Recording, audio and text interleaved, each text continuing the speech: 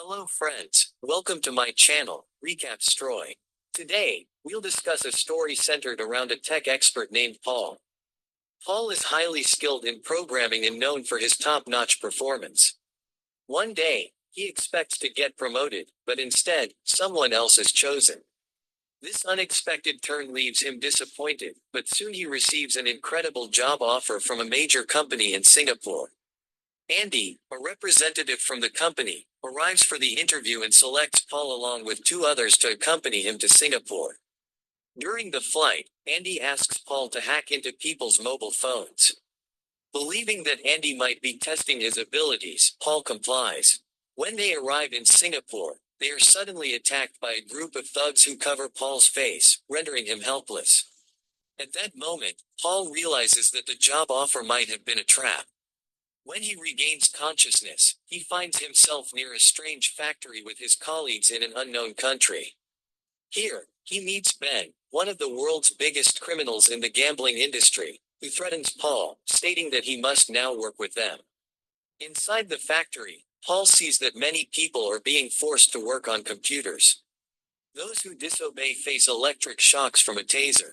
On the first floor, people are creating various gambling apps. On the second floor, skilled programmers and data miners are at work, while on the third floor, attractive girls are used to lure people into gambling. Witnessing this scene fills Paul with regret, as all his dreams are shattered. Paul plans to escape but is caught by Andy, who threatens to kill him if he tries to run again. Paul is confined to an uncomfortable room where rats scurry around.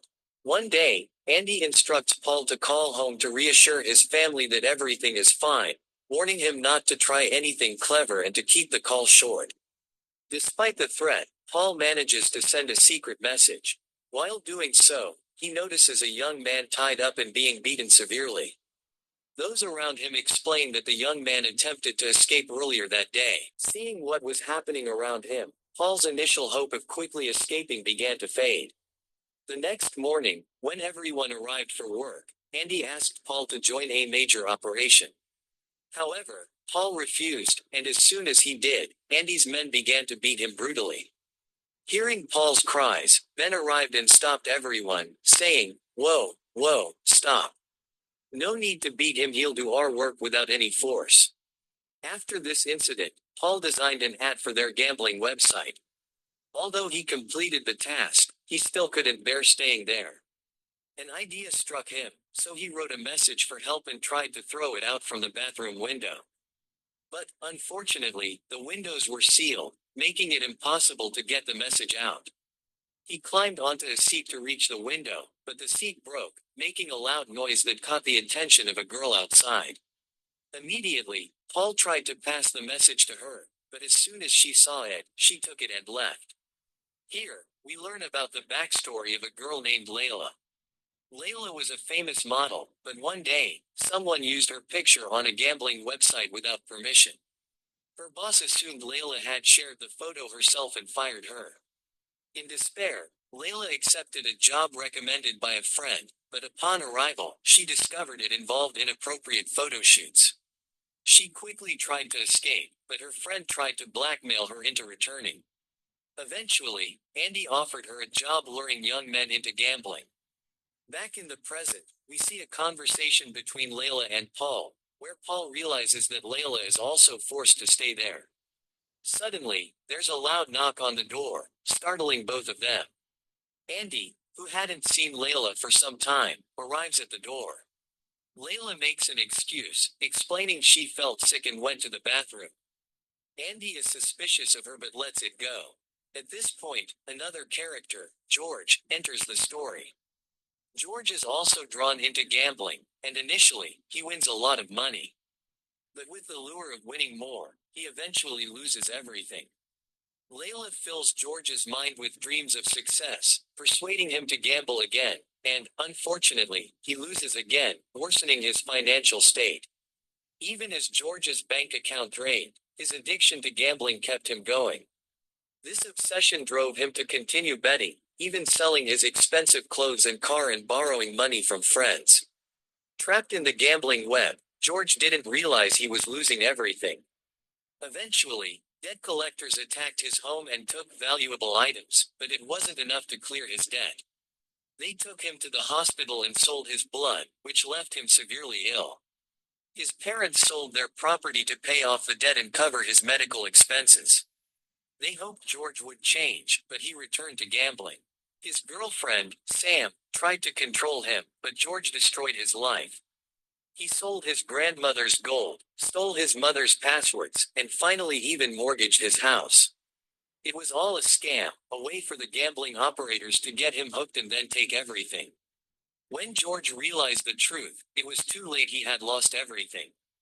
In despair, George took his own life. The gambling business owners celebrated his downfall, caring only about the wealth they gained by ruining people's lives. When George's former friend promised to bring in more customers, she intended to leave but went to ask for her passport. However, she was informed that she could not leave without bringing in additional customers. Hearing this dashed her hopes. On the other hand, the company had developed such an advanced system that it no longer required human workers.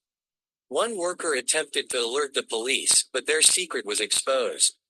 As punishment, one had a foot cut off while the other's nails were pulled out. They were to be transferred elsewhere when a girl escaped and informed the police, but this too was orchestrated by Ben. In the end, the girl was thrown into the water. Andy, who secretly loved her, rescued her and got her to the airport, and she left the country. At the airport, Lily met her friend who worked in airport security. Lily, in a panic, told her everything about how Ben and his gambling agency had treated her. She discovered that this gambling network was so extensive that it could not be easily caught.